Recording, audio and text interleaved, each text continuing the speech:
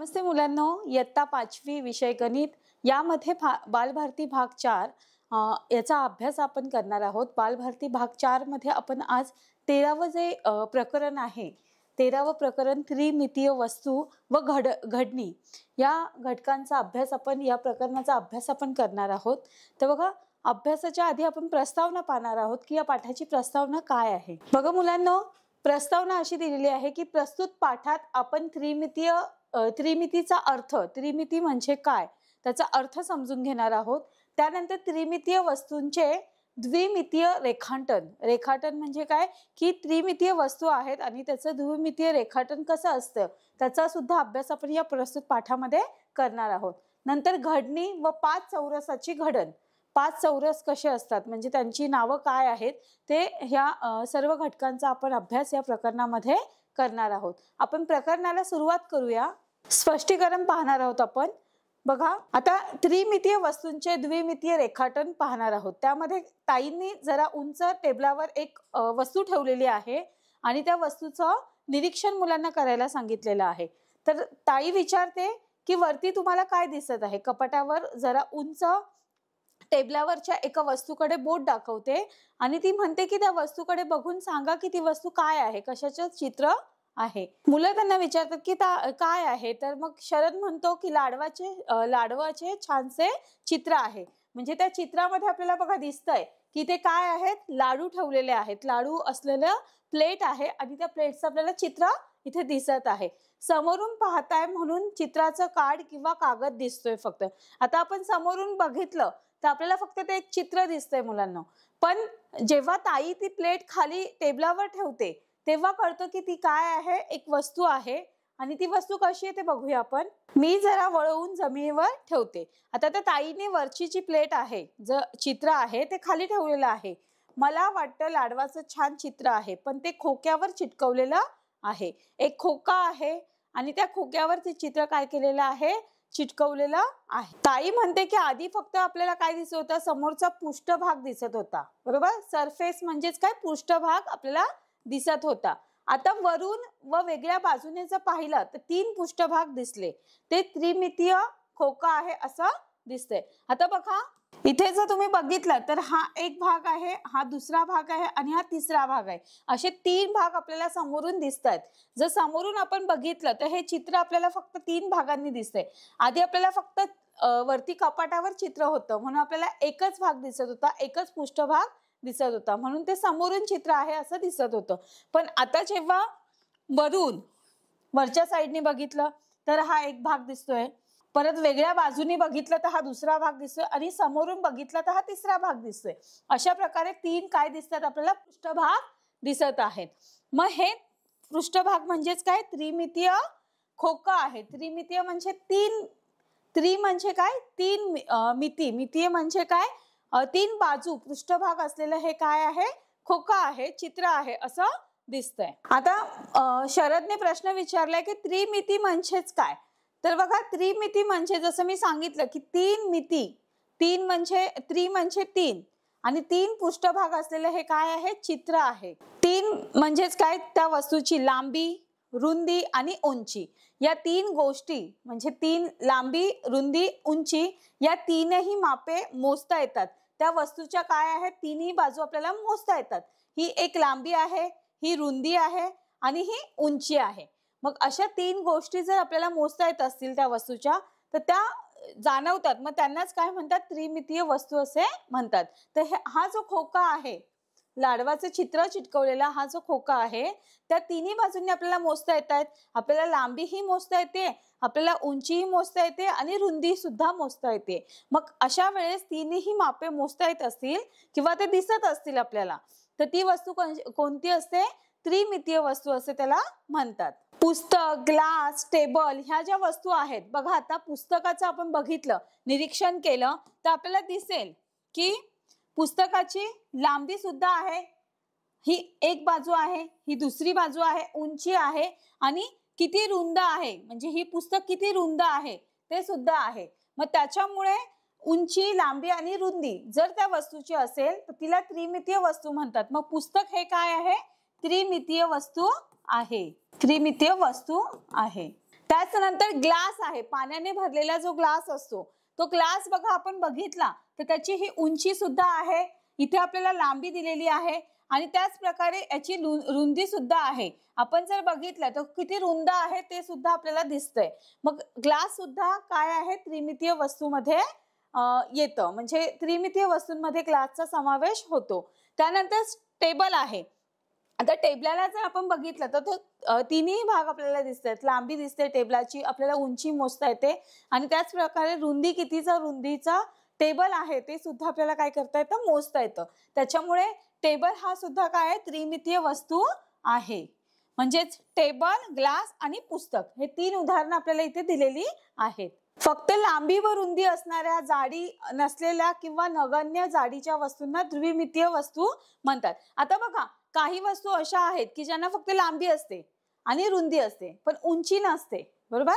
म्हणजे लांबी आणि फक्त रुंदी आहेत, तर अशा वस्तू द्विमितीय आहे. द्वि म्हणजेच काय, 2 मिती असणाऱ्या वस्तू. आणि ज्यांना तिन्ही आहेत, म्हणजे लांबी आहे, उंची आहे आणि रुंदी आहे, तर मग त्या वस्तू काय होतात मुलांनो, त्रिमितीय वस्तू. तर नक्कीच समजलं असेल तुम्हाला की लांबी व रुंदी असणाऱ्या पण जाडी नसणाऱ्या, म्हणजे थिकनेस समजत नाहीये त्या वस्तूचा, थिकनेस नसणाऱ्या नगण्य अशा ज्या वस्तू आहेत, नगण्य जाडीच्या ज्या वस्तू आहेत त्यांना द्विमितीय वस्तू असे म्हणता येईल. कागद, कागदावरील चित्र, जमिनीवर पडलेली सावली हे द्विमितीय आकृतीचे उदाहरण. आता बघा हे उदाहरण जर आपण बघितलं, याचं निरीक्षण केलं तर हा जो कागद आहे या कागदाच्या 3 बाजू दिसतात का आपल्याला? नाही दिसत आहे. आपल्याला फक्त लांबी दिसते आणि रुंदी दिसते, आपल्याला त्याची उंची दिसत नाहीये. त्याच्यामुळे कागद हे जे आहे ते उदाहरण कसलं आहे, द्विमितीय वस्तूचं उदाहरण आहे. त्याच नंतर दुसरं उदाहरण आहे जमिनीवर पडलेली सावली. आता ही बघा जमिनीवर पडलेली सावली, एखाद्या व्यक्तीची सावली जमिनीवर पडली आहे तर ती सावली जी आहे त्याची फक्त लांबी आणि उंची दिसेल, रुंदी दिसणार आहे का आपल्याला? नाही. त्यामुळे जमिनीवर पडलेली ही जी सावली आहे ते सुद्धा कशाचं उदाहरण आहे मुलांनो? द्विमितीय चित्राचं उदाहरण आहे. त्याच नंतर कागदावरील चित्र. आता हे चित्र काढलेलं आहे कागदावर. आपण आधी कागद बघितला, कागदाचं उदाहरण बघितलं, त्यानंतर जमिनीवर पडलेली सावली बघितली, पण तिसरं जे उदाहरण आपल्याला दिलेलं आहे ते आहे कागदावर काढलेलं चित्र. तर आता कागदावर जे चित्र काढलेलं आहे त्या चित्राचं सुद्धा फक्त लांबी आणि रुंदी दिसते, उंची दिसते का आपल्याला की किती उंच चित्र आहे, किती काय आहे असं आपल्याला मोजता येत नाही. मग ज्या वस्तूंची लांबी, उंची आणि रुंदी मोजता येते त्या त्रिमितीय वस्तू, पण ज्यांची फक्त लांबी आणि रुंदी आहे अशा वस्तूंना द्विमितीय वस्तू असे म्हणतात. मग द्विमितीय आकृतीची ही काही उदाहरणे आपण इथे पाहिलेली आहे. आता शीला विचारते की व्यवहारात सगळ्या वस्तू द्विमितीय असतात, त्यांची कागदावरील चित्र ही काय असतात, द्विमितीय असतात. तर अगदी बरोबर आहे. आपण चित्र बघितलं, कागदावर जर काढलेलं चित्र बघितलं तर ते काय असतं, द्विमितीय असतं.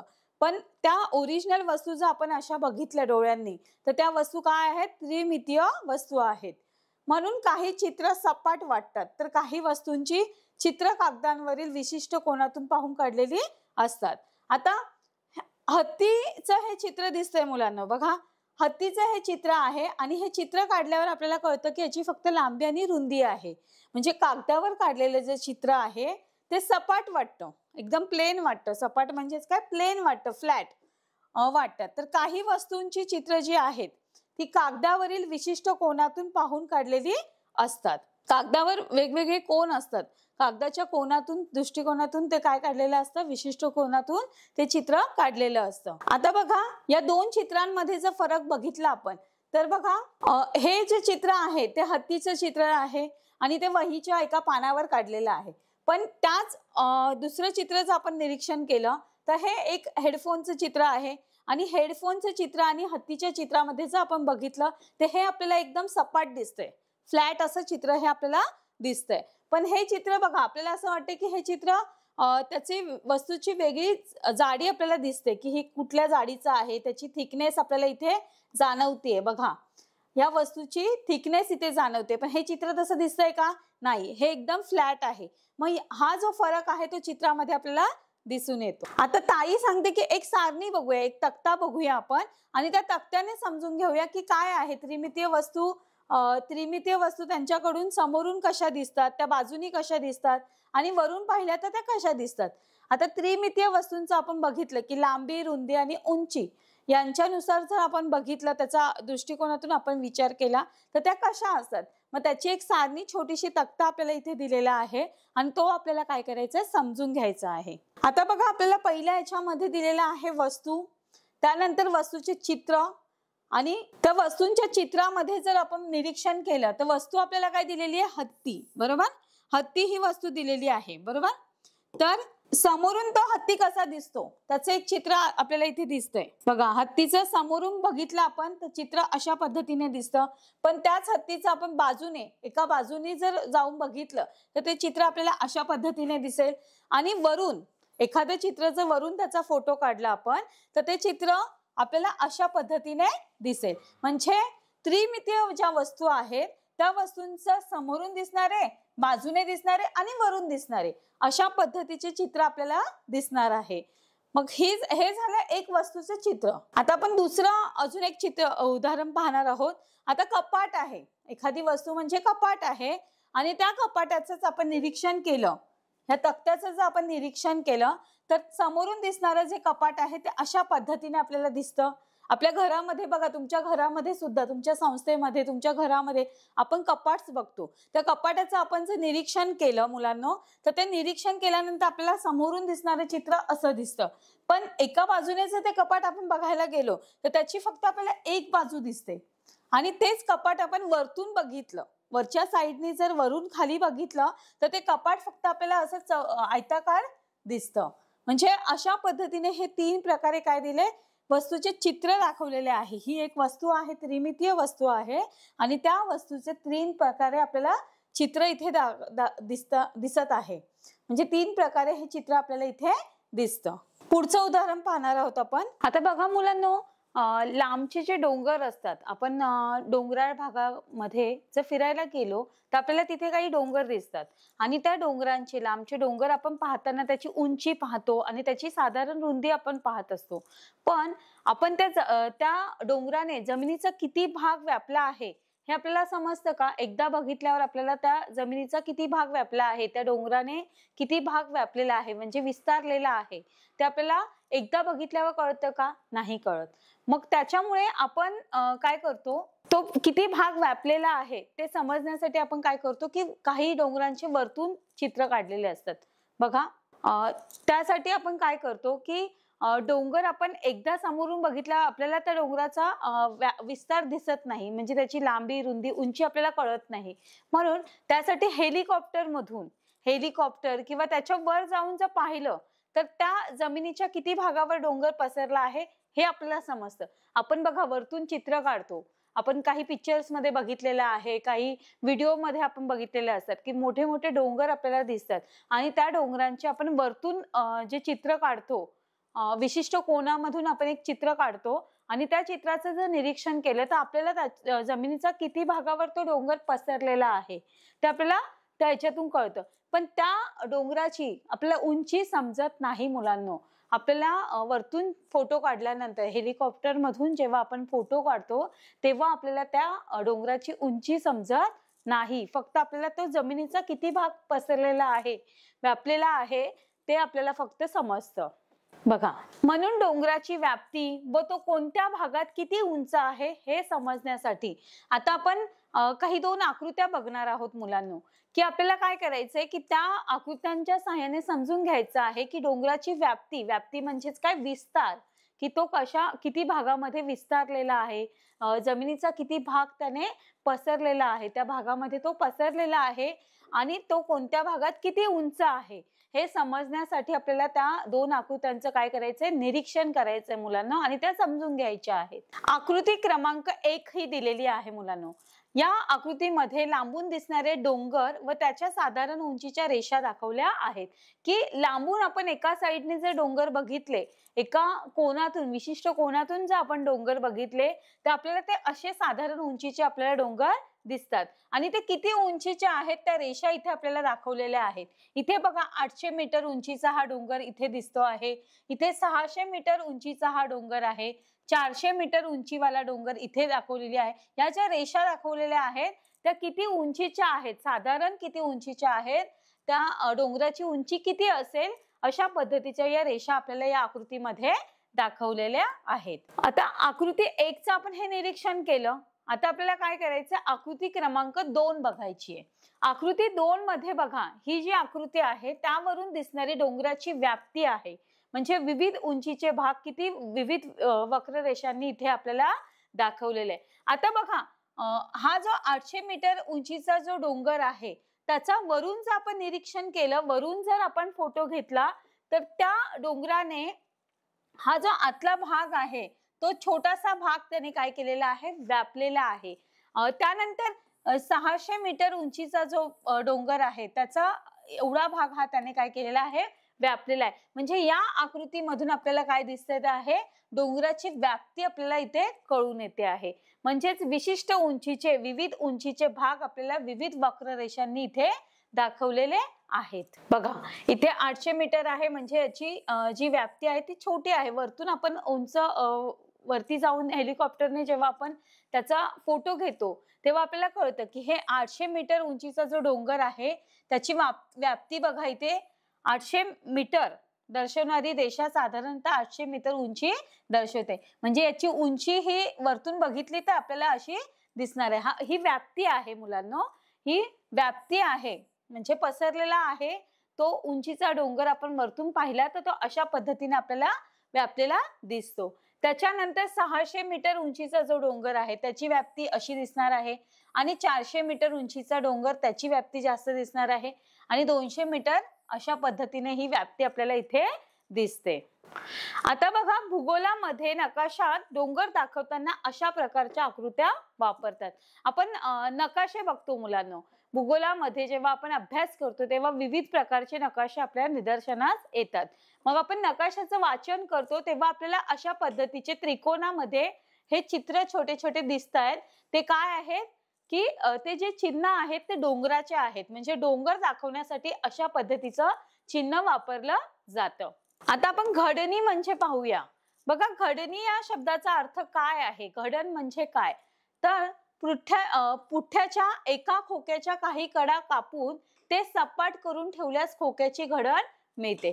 आता आपण बघतो मुलांनो, वेगवेगळ्या प्रकारचे पुठ्ठे आपल्या निदर्शनास येतात. म्हणजे आपल्याला दिसतात आपल्या आजूबाजूला. बघा, आपण चपलेचा खोका बघतो म्हणजे पुठ्ठा बघतो.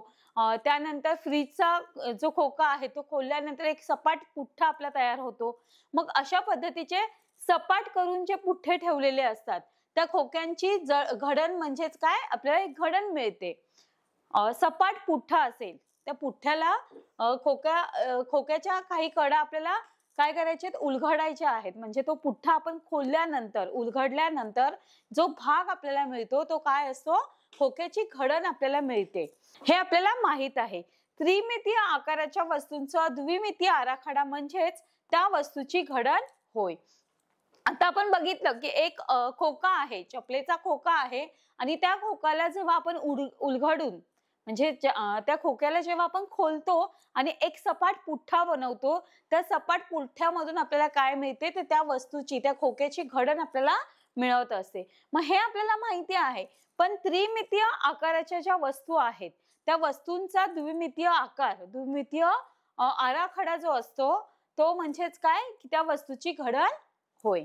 आता या पुठ्ठ्याच्या आपल्याला एक पुठ्ठा दिलेला आहे मुलांना, असा सपाट पुठ्ठा दिलेला आहे. या पुठ्ठ्याच्या आराखड्यातील रेषांवर घड्या घालून आपल्याला त्रिमितीय आकाराची वस्तू मिळते. आपण या ज्या रेषा आहेत त्या रेषा एकमेकांवर घड्या घालून आपल्याला एक छोटीशी अशी आकृती मिळते. म्हणजे अशी वस्तू तयार होते आणि ही वस्तू खोक्याच्या स्वरूपाची ती वस्तू असते. म्हणजेच पुठ्ठ्याच्या आराखड्यातील रेषांवर घड्या घालून म्हणजे फोल्ड करून, घड्या म्हणजेच काय, फोल्ड करून आपल्याला त्रिमितीय आकाराची वस्तू म्हणजेच खोका मिळते. बघा, इथे दिलेला आहे हा सपाट पुठ्ठा आहे आणि याला घड्या घालून आपण अशा पद्धतीचा खोका बनवलेला आहे. या आकाराच्या वस्तूला इष्टिका चिती असे म्हणतात. तर हा जो आकार तयार होतो, अशा पद्धतीचा जो खोका तयार होतो त्यालाच इष्टिका चिती असे म्हणतात. इष्टिका म्हणजेच काय मुलांनो, वीट. इष्टिका म्हणजे काय, त्याचा अर्थ होतो वीट. आणि बघा, या आकारामध्ये सर्व पुठ्ठे जे सर्व पुष्ठे असतात ते काय असतात, आयताकार असतात. बघा, आयत दिसतो आपल्याला, आयताच्या आकारामध्ये हे सर्व पृष्ठे काय असतात, त्याचे तयार होतात. म्हणजे आपण जेव्हा एका पुट्ट्याच्या सपाट पुट्ट्याला जेव्हा आपण फोल्ड करत राहतो, एका मागावर म्हणजे एकावर एक अशा घड्या घालत राहतो, तेव्हा त्या घड्या घातल्यानंतर आपल्याला अशा पद्धतीचा आकार तयार होतो आणि हा आकार म्हणजेच काय, इष्टिका चिती होय. तर या इष्टिका चितीचे जे सर्व पुष्टे आहेत, बरोबर, जे पुष्टे आहेत, पुष्टे म्हणजेच काय, सरफेस आहेत, ते सरफेस काय आहेत, आयताकार पद्धतीने म्हणजे आयताकार रूपामध्ये आपल्याला मिळतात आणि या आकाराच्या वस्तूंना इष्टिका चिती असे म्हणतात. तर इष्टिका म्हणजेच काय मुलांनो, वीट. इष्टिका या शब्दाचा अर्थ काय होतो, वीट. आता दुसरी आकृती बघूया. कागदी पुठ्ठ्याची एक वेगळी घडण या आकृतीत आपल्याला दिसून येते. आता बघा, ह्या आकृतीत हा एक पुठ्ठा आहे कागदी आणि या पुठ्ठ्याची जर आपण निरीक्षण केलं तर या घडणीमधून रेघांवर घड्या घालून कडा एकमेकांना जुळवल्यास आपणास त्रिमितीय आकाराचे खोके मिळतात. जसं मगाशी आपण बघितलं की खोका कसा तयार होतो, हा जो पुठ्ठा आहे हा प्लेन आहे आणि या पुठ्ठ्याला आपण जर फोल्ड करत राहिलो, वेगवेगळ्या प्रकारे त्याच्या घड्या घातल्या आणि त्या घड्या घालून कडा एकमेकांना जर जोडवल्या आपण, तर अशा पद्धतीची एक आकृती तयार होते, त्रिमितीय आकृती तयार होते आणि यालाच एक खोका म्हणतात. त्रिमितीय खोका म्हणजे त्रिमितीय आकाराचा एक खोका हा तयार झालेला आहे. तयार झालेला आपल्याला हा इथे दिसून येतो. मग या आकारातील सर्व खोके, आता याचं जर निरीक्षण केलं तर हे चौरसाकृती दिसतात. बघा, हा एक चौरस दिसतोय, हा एक चौरस दिसतोय आणि हा एक चौरस दिसतोय. तर यातील सर्व जे पुष्टे आहेत, पृष्ठे म्हणजेच काय, पृष्ठभाग. पृष्ठे म्हणजेच काय, पृष्ठभाग. तो कसा दिसतो, तो चौरसाकार दिसतो. वस्तूच्या अशा आकाराला घन असे म्हणतात. आता हा जो भाग आहे, आपण आधीचा जो भाग बघितला तो इष्टिका चिती होता, पण आताचा जो भाग आहे तो काय आहे, घन आहे. म्हणजे हा जो भाग झालाय चौरसाकार, एखादा भाग पृष्ठभाग असेल तर त्याला घन असे म्हणतात, म्हणजे त्या आकाराला घन असं म्हणतात. 5 चौरस असणारी जी घडण असते त्याला काय म्हणतात, पेंटोमिनो. पेंटोमिनो म्हणजे काय की 5 आकार, 5 चौरस एकत्र असून त्याचा आकार जो चौरसाची जी घडण असते, 5 चौरसाची जी घडण आहे त्याला पेंटोमिनो असे म्हणतात. या आकृतीत सारख्या आकाराचे 5 चौरस दिलेले आहेत. बघा, या आकृतीमध्ये आपण जर बघितलं तर बघा, सारख्या आकाराचा एक चौरस आहे हा. 1 2 3 4 आणि 5 असे 5 आकाराचे हे काय आहेत, चौरस आहे. चौरस आहे आणि हे चौरस, हे 5 चौरस एकमेकांना जोडून, हे एकमेकांना जेव्हा जोडतो आपण तेव्हा जोडून ठेवले. चौरसाच्या अशा जोडणीला 5 चौरसाची घडण म्हणजेच पेंटोमिनो असे म्हणतात. तर ही जी घडण आहे त्याला पेंटोमिनो असे म्हणतात. बघा, ते जोडल्यावर आपल्याला अशा पद्धतीने दिसतं. जेव्हा आपण ते एकमेकांना जोडतो, त्याच्या कड्या एकमेकांना आपण जेव्हा जोडतो, 5 चौरसाची अशी घडण कडावर दुमडून उघडा व डबा तयार करता येतो. एक छोटासा डबा इथे तयार झालेला आहे बघा. तर यालाच काय म्हणतात, पेंटोमिनो. 1 2 3 4 आणि इकडची साईज जी आहे ती 5, बरोबर, किंवा खालची साईज पकडूया आपण 5. अशा पद्धतीने हे 5 असणारे काय आहेत, पेंटोमिनो असे म्हणतात. म्हणजे 5 चौरसाची अशी घडण, 5 चौरसाची अशी घडण कडावर दुमडून उघडा डबा तयार करता येतो. मग अशा पद्धतीचा हा डबा तयार होतो, त्याला काय म्हणतात, पेंटोमिनो असे म्हणतात. पेंटोमिनो असे म्हणतात. बघा, आता नक्कीच तुम्हाला समजलं असेल की या पाठामध्ये आपण कशाचा अभ्यास केला. प्रस्तुत पाठामध्ये आपण सारांश पाहणार आहोत. सारांश असा आहे मुलांनो की प्रस्तुत पाठामध्ये आपण त्रिमिती, द्विमितीय चित्रांची ओळख करून घेतलेली आहे. त्रिमितीय आणि द्विमितीय चित्रांची ओळख आपण करून घेतलेली आहे.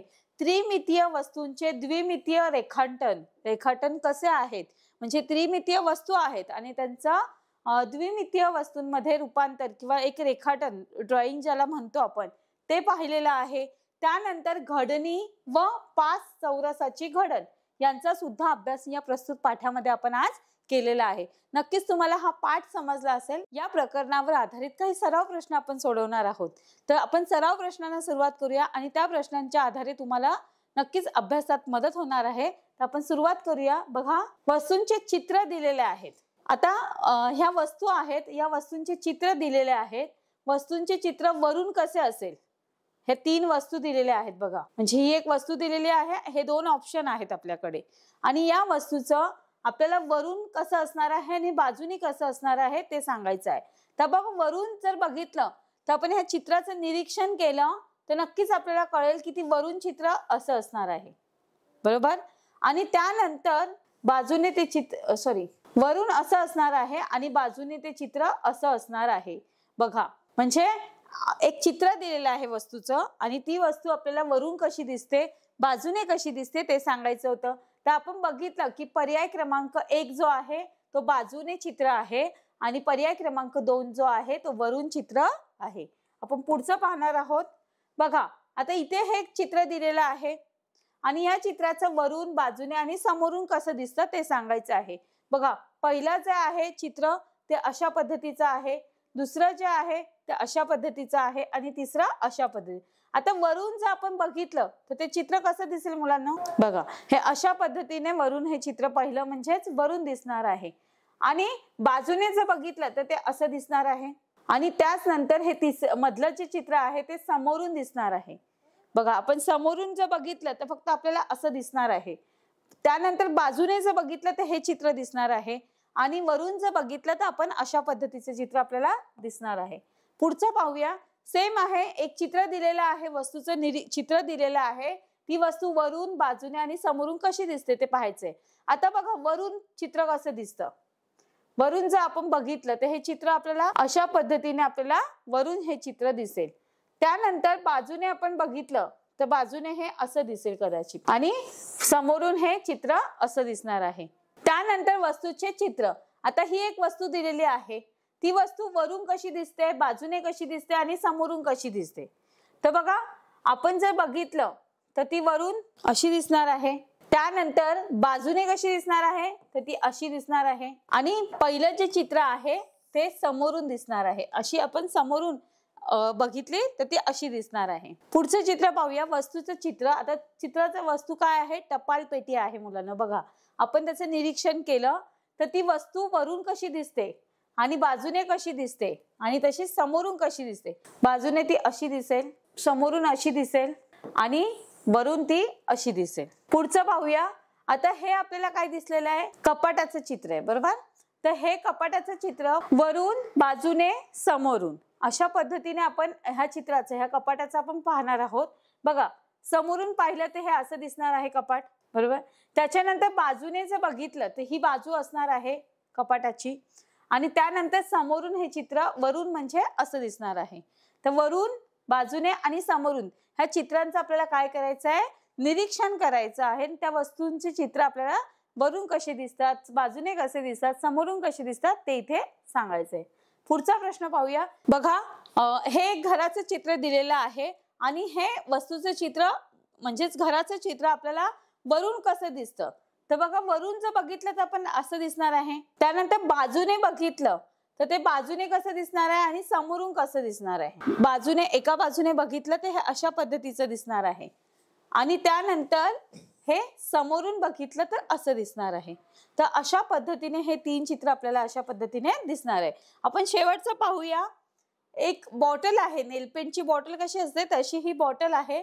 त्या वस्तूचं म्हणजे त्या चित्राचं, वस्तूचे चित्र जे आहे ते वरून, बाजूने आणि समोरून कसं दिसतं ते पाहणार आहोत. बघा, आता ही बॉटल वरून म्हणजे नक्कीच आपल्याला माहिती की वरून अशा पद्धतीने दिसेल. त्याच्यानंतर बाजूने म्हणजेच ती एका साइडनी कशी दिसते. तर बघा, बाजूने ती अशी दिसेल आणि समोरून ती अशी दिसणार आहे.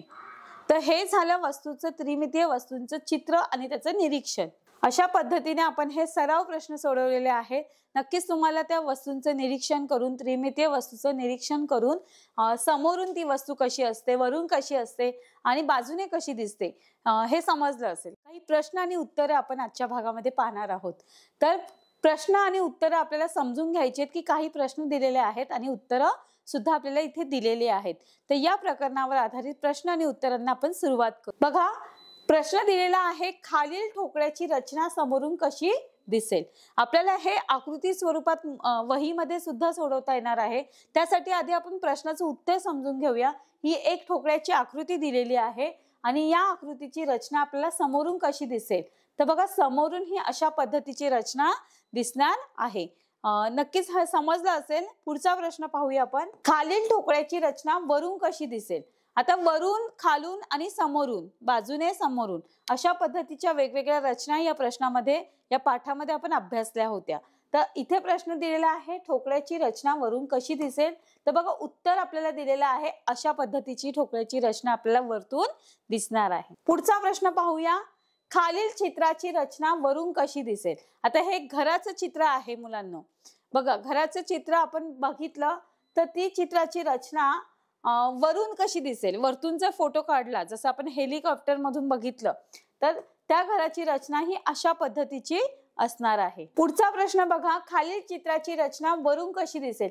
ही एक नेलपेनची बॉटल आहे. बघा तुम्ही जर निरीक्षण केलं असेल तर ही नेलपेनची बॉटल आहे आणि ह्या चित्राची रचना वरून कशी असेल तर ती अशा पद्धतीची असणार आहे. फक्त आपल्याला झाकण दिसतं बघा, असं गोल झाकण दिसतं. त्यानंतर पुढचा प्रश्न पाहणार आहोत. खालील चित्राची रचना वरून कशी दिसेल?